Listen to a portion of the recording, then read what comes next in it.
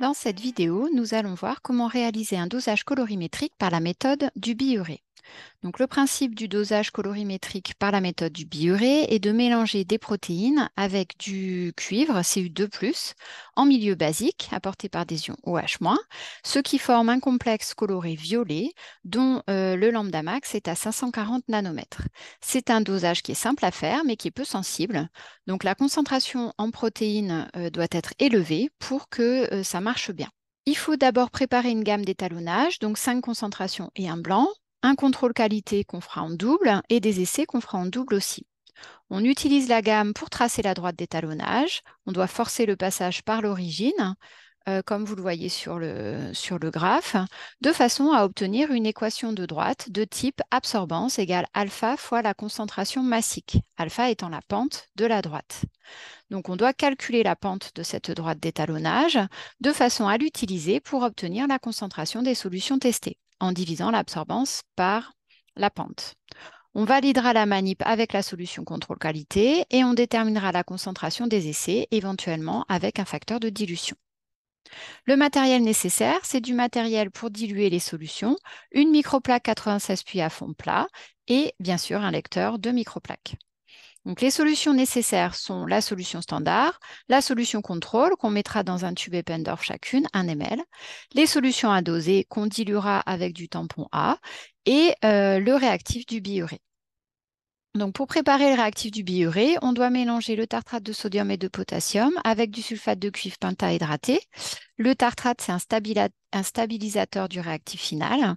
On dissout complètement la poudre, c'est le réactif 1. Ensuite, on fait le réactif 2 en mélangeant 30 g de pastilles de soude avec environ 300 ml d'eau ultra pure. Il faut dissoudre complètement les pastilles.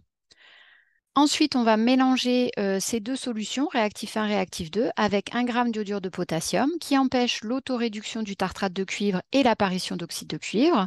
On mélange par agitation rotative pour bien dissoudre le KI. Ensuite, on va compléter à 1 litre avec de l'eau ultra pure en agitant par retournement. Et on va stocker ce réactif dans une bouteille en plastique entourée d'aluminium à 4 degrés. Donc, on doit traduire le protocole en tableau. Donc, au départ, on doit préparer en même temps la gamme, les échantillons contrôle et les essais. Donc, on fait un tableau avec autant de colonnes que de tubes à préparer.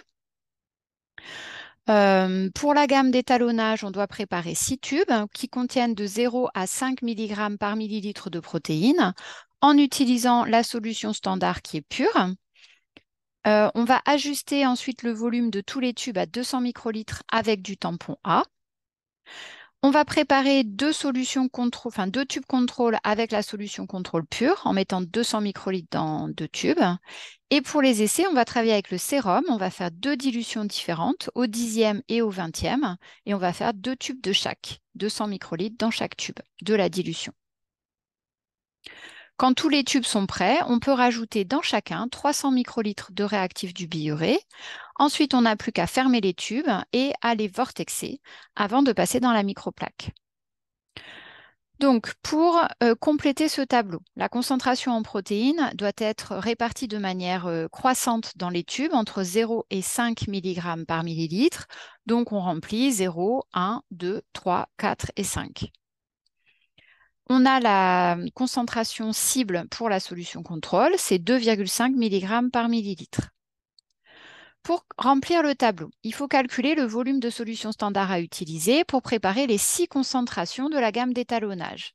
Pour cela, il faut calculer les facteurs de dilution à appliquer à cette solution standard pure de concentration CI. Ce facteur de dilution, on le calcule en faisant CI divisé par CF. La concentration finale, c'est 0, 1, 2, 3, 4, 5. Pour calculer le volume à mettre dans le tube, on divise le volume final, 200 microlitres, par ce facteur de dilution. Donc, pour les concentrations voulues, de 0 à 5, les facteurs de dilution sont de 0, 5, 2,5, 1,6666, 1,25 et 1. Donc, on calcule les volumes à mettre dans les tubes. Par exemple, pour la concentration finale de 1 mg par ml, on va faire 200 divisé par 5, ce qui nous donne 40 microlitres. On va ensuite compléter les tubes avec du tampon A, de façon à ce que la somme des deux lignes qui sont encadrées ici fasse 200 microlitres. Ensuite, on va préparer les dilutions pour le sérum. Donc, on a besoin de 2 fois 200 microlitres, soit 400 microlitres pour les essais, pour chacun des 2 essais. On doit donc en préparer 500 microlitres au moins pour chaque dilution. Donc, pour la dilution au 10e, on va prendre 50 microlitres de sérum pur. On va rajouter 450 microlitres de tampon A.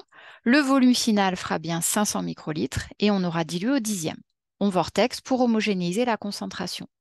Pour la dilution au 20e, on met 25 microlitres plus 475 microlitres et on obtient 500 microlitres de dilution. Donc, on commence par vortexer notre sérum puisqu'il a été congelé. On prend d'abord 50 microlitres du sérum pour la dilution au 10e. On jette le cône dans la dasserie. On prend 25 microlitres pour la dilution au 20e. Ensuite, on va rajouter 450 microlitres de tampon A dans la dilution au 10e et on vortex. 475 microlitres de tampon A pour la dilution au 20e et on vortex. On a maintenant préparé tous les tubes pour faire la gamme, les contrôles et les essais. On commence par ouvrir tous les tubes. On prend la solution standard à 5 mg par millilitre et on va mettre les volumes de la solution standard. Donc on commence par 40 microlitres que l'on met dans le tube numéro 1, pas dans le 0. Ensuite, on met 80 microlitres dans le tube 2. Ensuite, 120 microlitres dans le tube 3. 160 microlitres dans le tube 4. Vous voyez qu'on change de cône à chaque fois. Et au final, 200 microlitres dans le tube 5. On va passer au tampon A.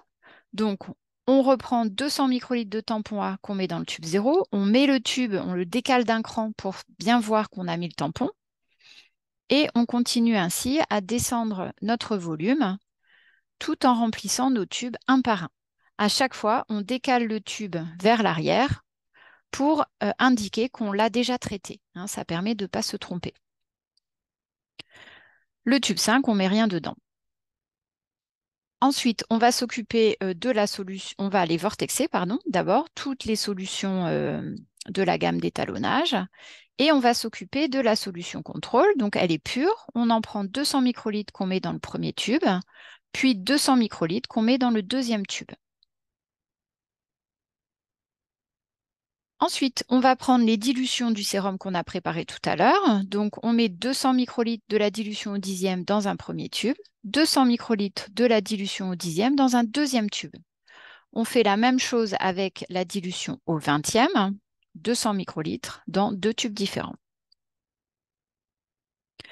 On va pouvoir maintenant mettre le biurée. Donc là, on met des gants, puisque le biurée, il est nécessaire de mettre des gants pour l'utiliser. Le biurée est un peu visqueux, donc il faut pipeter doucement et bien éjecter la totalité du volume. On reste en haut des tubes pour ne pas avoir à changer de cône. Pour la solution contrôle, on change de cône. Pour les essais, on continue à remplir. Là, on voit qu'il y a une bulle qui s'est formée dans le cône. Donc là, il faut refaire le pipetage. Donc on change de cône et on recommence de façon à ne pas avoir un volume erroné dans les tubes au final. On va vortexer la totalité des tubes, puisque là, on a mis le réactif du biurée. On voit que la coloration violette commence à apparaître. Et maintenant, on va pouvoir remplir la microplaque. Donc, on enlève le couvercle de la microplaque, on le pose à plat et on incline la microplaque en la posant à cheval sur le couvercle. Ça permet de mieux voir les puits. On va utiliser la P200 pour remplir les puits avec 200 microlitres, puisqu'elle est plus précise que la P1000. Donc, quand on pipette doucement, puisque c'est un peu visqueux. Et quand on délivre le volume, on remonte en même temps avec le cône en le laissant poser contre la paroi, de façon à éviter de faire des bulles dans les puits. On pipette doucement pour que le réactif soit délivré de manière correcte et qu'on ait bien 200 microlitres. S'il reste un peu de réactif dans le cône, on fait un aspire-refoule pour le remettre dans le puits.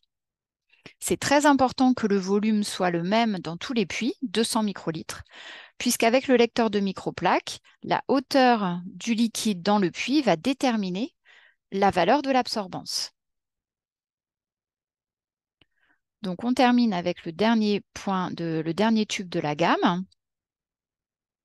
Donc, à chaque fois, bien sûr, on change de cône, hein.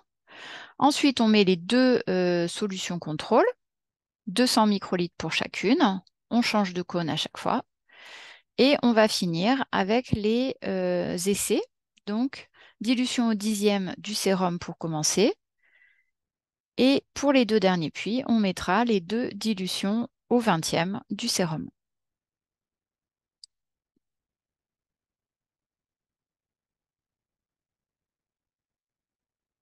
Donc, pour aller au lecteur de microplaques, on ferme le couvercle. Pour lire au lecteur, on ouvre la platine, on pose la plaque à l'intérieur, on enlève le couvercle et on a essuyé la plaque au préalable avec la blouse, hein, pour pas qu'il y ait des traces de doigts. On va récupérer les valeurs corrigées du blanc de chacun des points de la gamme. On va utiliser ces valeurs pour positionner les points sur un graphe. Donc de 0 à 5 mg par millilitre en abscisse et les valeurs d'absorbance en ordonnée. On va calculer la pente de la droite d'étalonnage en utilisant un point qui est bien sur la droite d'étalonnage et pas à côté, hein, moins le point 0,0. Donc, on divise l'absorbance par la concentration de ce point qui est sur la droite d'étalonnage. Ça nous donne la valeur de alpha. Pour avoir la concentration en protéines, il suffit de prendre l'absorbance du point considéré, du point inconnu, on divise par la pente et on multiplie par le facteur de dilution. Pour le contrôle, le facteur de dilution est de 1. Pour la solution inconnue, il y a deux facteurs de dilution différents, 10 ou 20, en fonction des tubes. Donc, pour le contrôle, on va vérifier la concordance des deux contrôles. Ensuite, s'ils sont concordants, on va faire la moyenne. On va comparer à la concentration cible avec un calcul d'inexactitude relative. Et si c'est inférieur au CV, c'est validé. Pour le sérum, on va vérifier la concordance des deux essais, faire la moyenne, comparer les valeurs obtenues avec les deux dilutions du sérum. On peut de nouveau faire une moyenne et on obtient la concentration finale en protéines du sérum. Et on a fini notre dosage. Merci pour votre attention. À la prochaine fois.